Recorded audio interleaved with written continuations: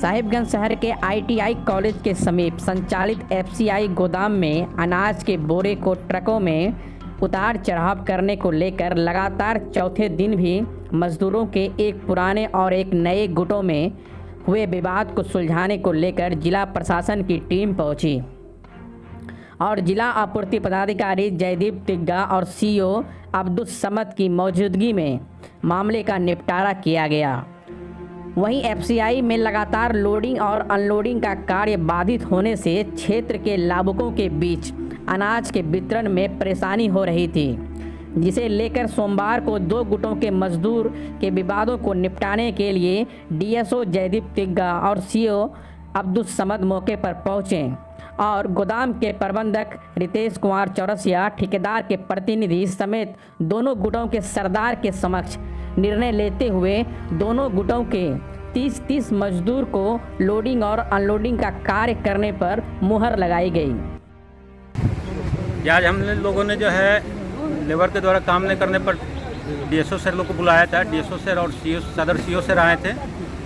आपस में लेबरों को बुलाकर इन लोगों ने समझौता कराया कि 30 व्यक्ति जो है प्रथम पक्ष के और 30 व्यक्ति द्वितीय पक्ष के जो है मजदूर मिलकर काम करेंगे, क्योंकि हमारा सरकारी काम रुक नहीं सकता है।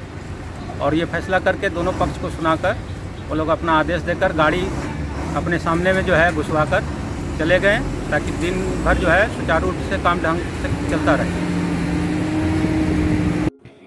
जिस पर प्रथम पक्ष ने नाराजगी जताई और दूसरे पक्ष के सरदार ने सहमति जताई। बताया जा रहा है कि प्रथम पक्ष अपने 40 मजदूरों को काम पर रखने की मांग पर अड़े हैं।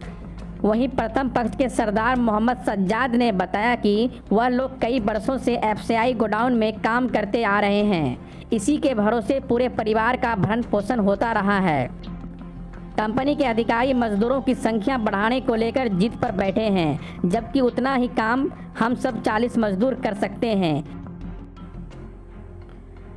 सज्जाद ने बताया कि अधिकारियों ने हमारे 40 मजदूर से घटाकर 30 मजदूर करने को कहा है, तो बाकी के 10 मजदूर आखिर क्या करेंगे और उनका भरण पोषण कैसे होगा।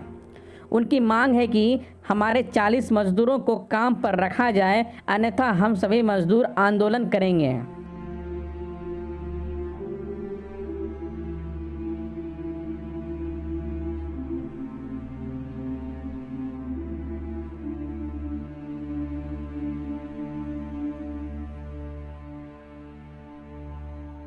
कई दिनों से चल रहे विवादों का निपटारा करने पहुंचे DSO और CO के निर्णय के बाद दूसरे पक्ष के सरदार कुंदन यादव ने सहमति जताई और कहा कि वो अपने सभी मजदूरों को लेकर काफ़ी दिनों से FCI गोदाम में काम कर रहे हैं और कहा कि वहां पर मजदूर की जब भी ज़रूरत पड़ती थी वे लोग वहां आकर काम करते थे, परंतु पुराने गुट के कुछ मजदूर के द्वारा इसका विरोध किया जाता रहा है।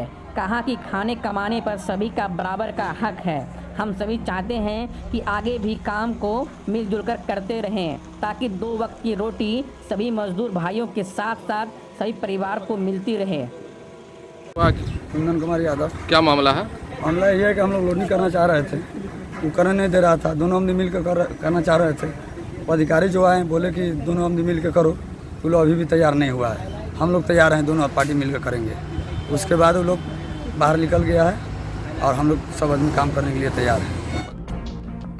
इस संबंध में जिला आपूर्ति पदाधिकारी जयदीप तिग्गा ने बताया कि CO अब्दुल समद की मौजूदगी में यह निर्णय लिया गया कि दोनों पक्ष मजदूर में से 30-30 मजदूर रोजाना FCI गोडाउन में काम करेंगे।